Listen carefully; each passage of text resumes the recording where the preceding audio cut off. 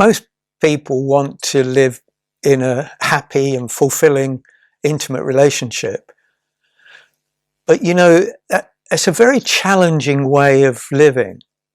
Relationships are wonderful, but it's a very difficult thing to maintain a happy and fulfilling, intimate relationship. And there's so many pressures, and the breakup rate of relationships, the divorce rate, all indicate that. Money, children, the in-laws, domestic routine, so many things that crowd in and put pressure on intimate relationships.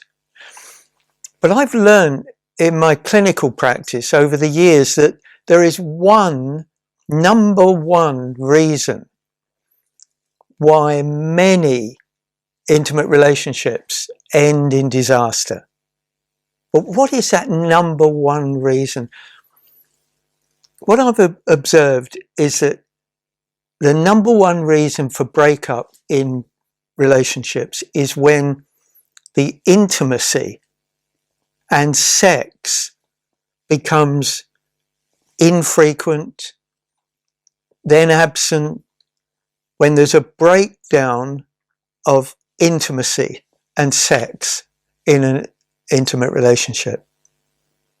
Now, many of you might say, well, it's understandable if you start having arguments and fighting about domestic things, financial things, or other pressures, then how can you possibly feel that you want to be intimate with your partner?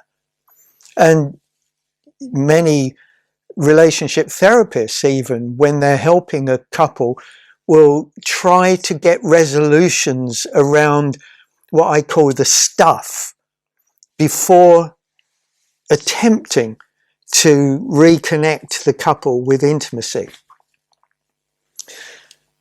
But I found that's the wrong way round, because the very basis of an intimate relationship, the very fabric, the very foundation of an intimate relationship is intimacy.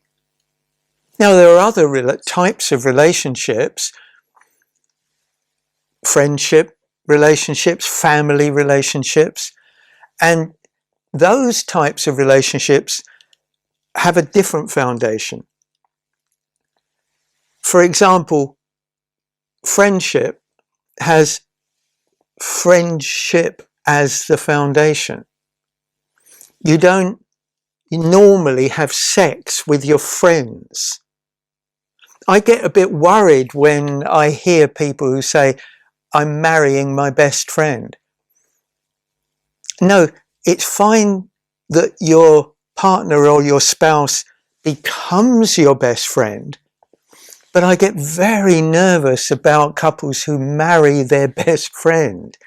You should marry your lover, and you should always remain either living with or being in a relationship with your lover.